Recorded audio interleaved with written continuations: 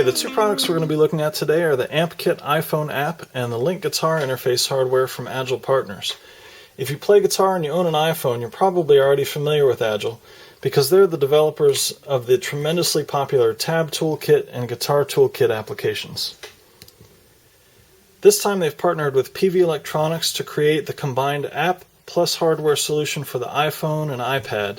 The result is a really remarkable amp and effects modeling package that lets guitar and bass players plug into an iOS device to play through simulated amps, pedals, and microphones.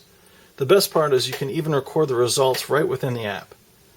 There are obviously two big components to this since we're talking about a hardware and software combination, so let's get the hardware out of the way, and then I'll go over the software, and finally we'll talk about how well they work together. So there are a couple different manufacturers selling guitar iPhone interface hardware right now. This is the one that's from Peavey and Agile. It's called the LiNK. And this is another example. This is the iRig, which is put out by IK Multimedia, and it goes with their Amplitude application. Now they both do essentially the same thing. In fact, you can use either one to get a guitar signal into either company's app. But when you go beyond the surface, there are big differences. I'll cut right to the chase, and I'll tell you that in my opinion, Agile's LiNK is definitely the better device. Some of it's because of small but important details, like the fact that there are metal rings around the jack inputs, and just overall construction compared to the plastic construction that you have on the iRig. Both of the jacks are just little plastic nuts. The biggest difference, though, is the fact that the iLiNK is actually battery powered. The fact that it's a powered device dramatically improves the sound quality. The iRig, because it's unpowered, has to pass a high current headphone signal right next to the low power guitar signal. The result is something called crosstalk. It affects the quality of the sound at all volume levels. You can kind of just hear that it's a little tinny, and it's almost kind of constantly sounds like it's about ready to break up. But where it causes significant problems is when you're trying to simulate high gain amplification. When you get into the high gain amps and settings, you just get flat out feedback. So hooking up the device is really simple. Basically all you do is you take the input from your headphones, or in this case I have a line out which is going to a set of powered speakers so we can actually hear what's going on. And then you take your guitar jack and you plug it in there, and you can see from the little LED light that came on that the power is in fact working on the device. And then you just plug the other end into your iPhone headphone jack. Okay, now that we're connected up, let's go ahead and take a look at the application itself.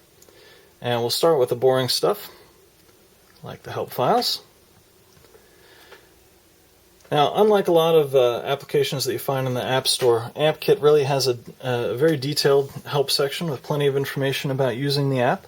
And as you can see, there's lots of graphics in there to really give you an idea of what you're looking for. So you can see already there's the app has as much polish as you come to expect following on the heels of their Toolkit and TabKit applications. And in addition to the help, there's a news tab which has information straight from the company, and there's a feedback tab which helps you to interact with the developers. You can submit bug reports, you can make a suggestion about gear that you'd like to see them add to the gear store, or you can subscribe to their newsletter. So next we'll jump over to the gear section. And since they've partnered with Peavey on the hardware part of the package, the amp models are pretty heavily weighted towards the Peavey side of things. There's 5 different Peavey amps and cabinet combos. Now, I don't have a whole lot of experience with Peavey on the real-world side, so I can't speak very well to how accurate the models are, but I can tell you that they do sound good, and they provide a good variety to choose from when you're shaping your tone. They did still touch on all the classics, though, so there are models of Fender and Marshall and Vox amps in there as well. And as is usually the case with modeling companies that don't actually have a license to reproduce a particular piece, they use nicknames for the different products that they're dealing with, and that's the case here. All of the amp models that have American in front of them are actually Fender amps. These Kernel ones are Marshall, and this vintage Brit down here at the bottom is Vox. They're pretty easy to figure out on their own, but if you want more information, you can actually click on any of them, and it takes you to an info screen where it flat out tells you the American Dual is modeled on the Fender Twin. And it's pretty easy to figure out. In addition to the amplifiers, they've got a pretty large selection of pedals that include, everything from EQ to compressors, noise gates, a bunch of distortions. There's delays, there's reverbs, there's modulations, a few phasers, vibrato, things like that. And then there's a nice collection of microphones as well. Now, where you put all of this gear to good use is over in the My Setup section. When you first start the application, it's just got a basic amp and one pedal setup. And you can see what that looks like by clicking the plus up here. It gives you a new setup. And right out of the bat, they just give you the Valve King amplifier, a similar cabinet, and a noise gate, and a basic microphone. And it's really easy to change these. All you have to do, if you want to get a different head on there, you just click on the head. First, it brings up a screen where you can make adjustments on these sliders, which replicate all of the knobs that you'd find on the actual amp that it's modeling, all the way down to the reverb. But if you want to change it to a different amp, all you have to do is tap on the name of the amp again, and you're presented with your list of amps that you have in your collection. I'm going to go ahead and switch this to an American Dual, which again is a model of a Fender Twin.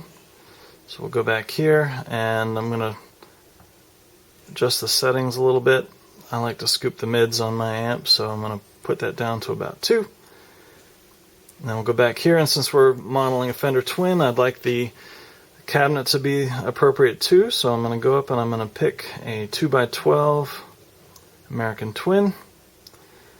I'm going to turn off the noise gate, and I'm going to show you how the microphone selection works.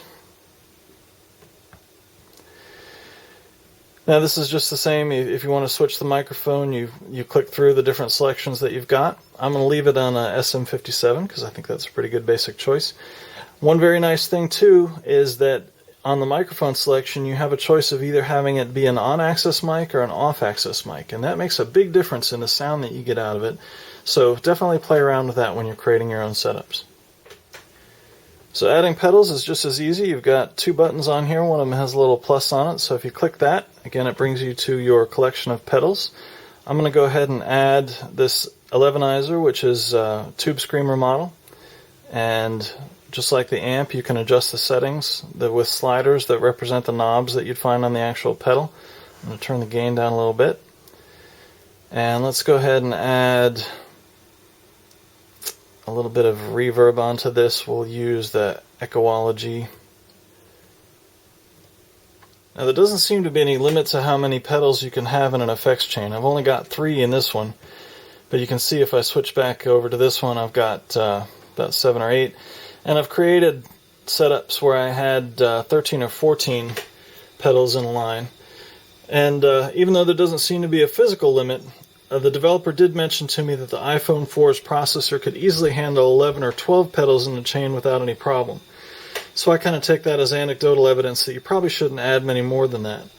But once you do have them in line, it's really easy to edit them. All you have to do is click on this other little button. And if you want to change the order of any pedals, you just drag them around. As the usual iPhone method, you can click on the little stop sign and you can delete a pedal. And of course, this allows you to add multiples of the same pedal. If you're after a really particular level of distortion, you can add a couple of the same or different distortions in a row. Or if you want to get a nice U2 edge kind of sound, you can layer different delays in there. Now, one more thing I want to mention while we're on this screen, as you might have noticed down here at the bottom, there's a little metronome and a tuner, and you can turn those on or off. But it's really nice to have handy on there. All you have to do to enable them is just click the little buttons next to them, and you get your tuner. Same with the metronome, and you can adjust the timing of it by just scrolling that little wheel right there. Now, as I mentioned, it's really easy to create your own setup, but if you want to just jump right in and get started, the app actually ships with 60 different presets that you can use just to try things out. And they come in a variety of genres. There's an all-genre section. There's one for bass and blues and funk and metal and even some chicken picking for country. And you can sort these by genre, or you can click on the button up in the corner and it just puts them into alphabetical order. Let's go ahead and we'll switch over to the recording section for a second, and we will listen to one of the dry recording inputs that also come with the application. We'll switch to our basic setup and we'll turn the amp on, and Now this is actually a dry guitar input which is playing through the setup that we just created, and you can turn off different pedals to hear what they sound like, whether they're turned on or off. You can adjust settings on the pedals live to hear what kind of a difference it makes. Turn off the reverb.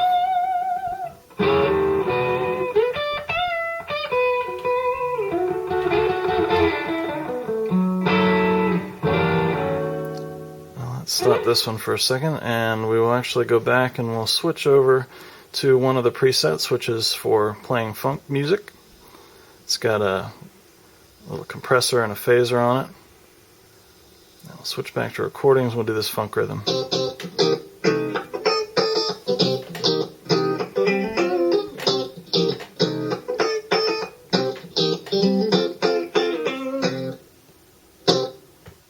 Let's go ahead and test out one more preset before we move on to the recording section. This one is called Rock and or Roll.